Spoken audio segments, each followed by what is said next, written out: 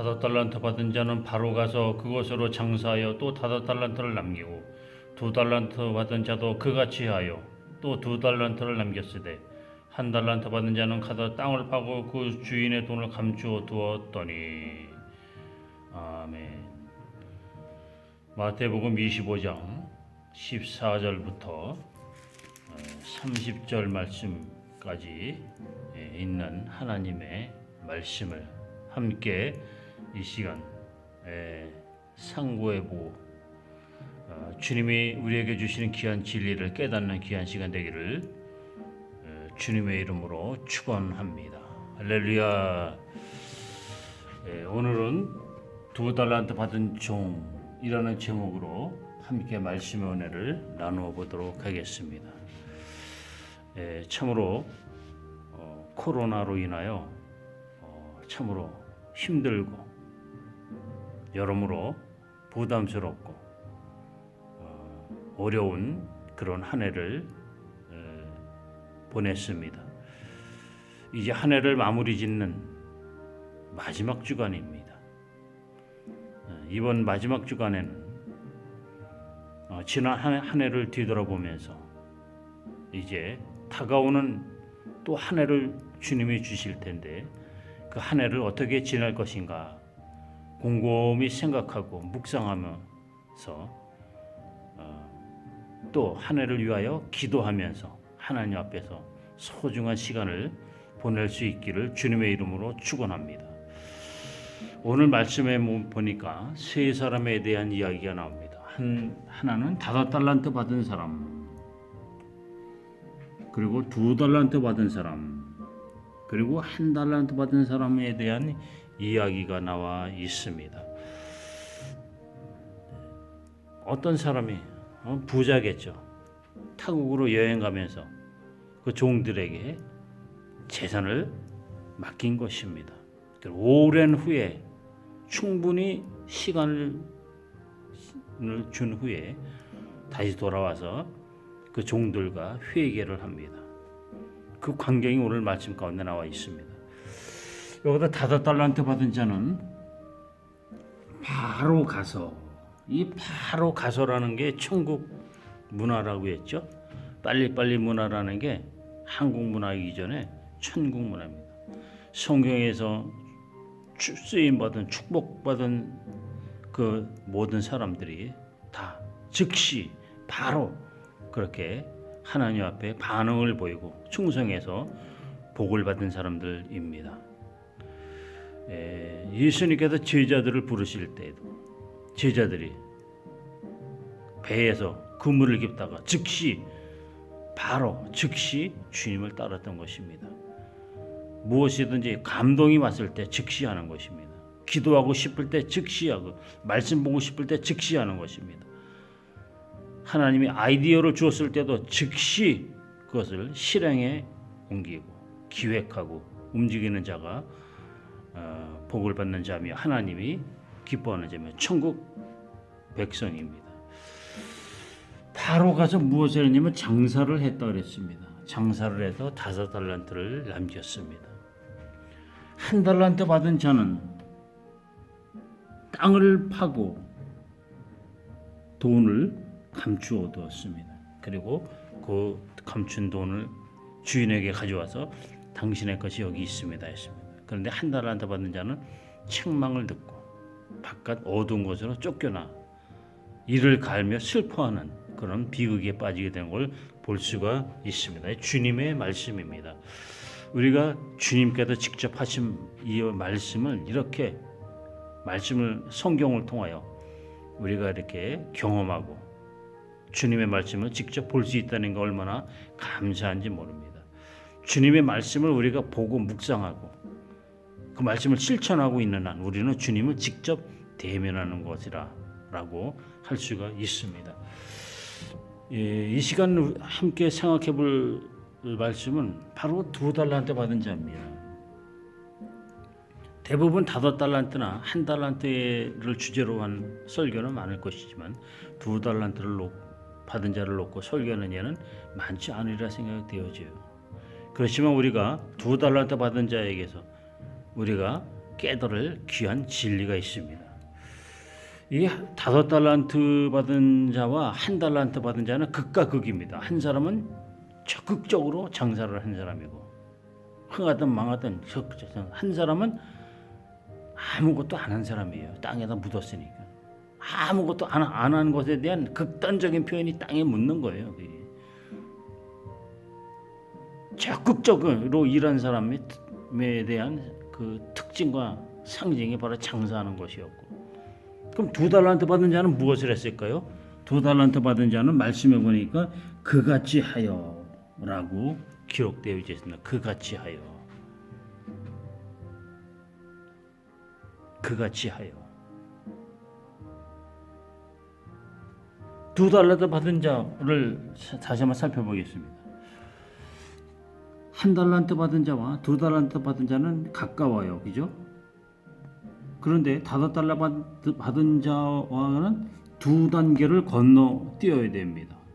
다시 말해서 2달란트 받은 자는 1달란트 받은 자처럼 행동하기가 매우 쉽고 1달란트 받은 자의 영향을 받을 가능성이 큰데 2달란트 받은 자는 2단계를 건너뛰어서 5달란트 받은 자와 같이 행동을 했습니다. 이 그같이 하여라는 말씀의 뜻은 원어로 보나 한국어로 보나 마찬가지입니다. 그같이 하여라는 이 그같이 하여라는 말씀이 무슨 의미가 있을까요? 왜 그 사람한테는 장사했다는 말 표현보다는 그같이 하여라고 했을까요? 이 그같이 하여라는 말씀 한마디를 주님이 왜 하셨을까요? 누군가에게 영향을 받을 가능성이 큰 말씀입니다. 1달란트 받은 자에게 영향 받을 수도 있어요. 나도 저렇게 위험하니까 1달란트나 2달란트나 큰 차이 없으니까 나도 저렇게 1달란트 받는 자처럼 감추어둬야지 할 수도 있는데, 이 사람은 놀랍게도 2단계를 건너뛰어서 멀리 있는 5달러 받은 자를 본받았다고 하는 것입니다. 세상에는 특출난 사람도 있고 특별한 재능이 있는 사람도 있고 특출난 믿음을 가진 자도 있습니다. 시대마다 하나님이 그렇게 들어서는 큰 인물들이 있어요. 그렇지만 대부분은 2달란트 받은 자와 같지 않을까 하는 생각이 되어집니다. 이 2달란트 받은 자는 한마디로 그같이 하여라는 뜻은 본받았다는 뜻이 수도 있고, 그같이 했으니까 이것은 다시 말해서 흉내낸 거 또는 모방한 거라고 볼 수가 있습니다. 그런데 여러분, 이 흉내내는 게 어디입니까? 남이 잘하는 거 모방하는 것도 어디예요? 저 사람이 저러네? 나도 본받아야겠구나. 남들이 한번 해서 어쩌다 성공한 거, 나도 한번 시도해보자고 흉내내는 게 어디입니까? 아무것도 안 하는 것보다는 1000배 만배 낫습니다. 아무것도 안 하는 것보다는 흉내라도 내는 게 어디예요? 모방이라도 해보는 게 어디입니까? 모방은 창조의 어머니입니다. 남의 걸 모방하는 그 열정 속에서 새로운 것이 나오는 겁니다. 하나님의 섭리가 다 그래요. 독불장군은 없습니다. 남에게 조금 영향받은 거 가지고 힌트를 얻어서 크고 놀라운 걸 이루는 게 이게 창조적인 사람입니다.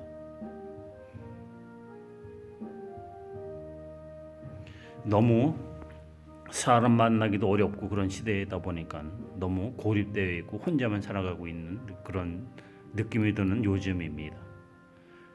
어찌됐든 지난 한 해를 뒤돌아보면서 아무것도 하지 않는 믿음은 갖지 않기를 주님의 이름으로 부탁을 드립니다.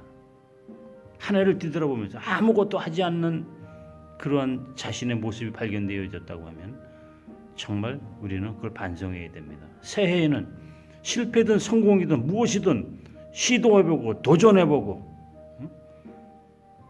노력해보고 남 흉내도 내보고 모방도 해보고 하면서 무엇인가를 하는 자가 되기를 주님의 이름으로 축원합니다. 아무것도 하지 않는 것은 그건 아주 가장 불행한 인생을 사는 자이며 주님이 가장 싫어하는 것이 아무것도 하지 않는 자입니다. 그냥 교회만 다니는 거, 그 아무것도 안 하는 거지요. 위험하다고 해서 아무것도 시도하지 않고, 하나님이 감동을 주시고 주님이 사명을 주셨는데 위험하다고 해서 시도하지 않고, 사람 눈치 보는 거, 주님 눈치 보기보다는 사람 눈치 보는 인생은 안전한지는 모르지만 여러분, 주님이 싫어하시는 스타일의 삶입니다. 새해에는 내가 주님을 위해서 무엇을 할 것이냐, 그리고 지난 한 해 동안 내가 무엇을 놓쳤는가 반성해보고, 새해에는 내가 지난 한 해를 교훈 삼아서 새해에는 내가 무엇이든 도전해보고 시도해보고, 실패할 망정 믿음으로 기도하면서 시도해보는, 도전해보는 한 해가 될 수 있기를 기도하면서 준비하는 한 주간 되기를 주님의 이름으로 축원합니다. 아무것도 하지 않는 안전한 사람보다 불안정할지라도 실패할지라도 무엇인가를 도전하고 시도해보는 그런 사람이 충성된 사람이며 그런 사람이 믿음의 사람입니다. 한 주간도 기도하면서 말씀을 묵상하면서 승리하는 한 주간 되기를 주님의 이름으로 축원합니다.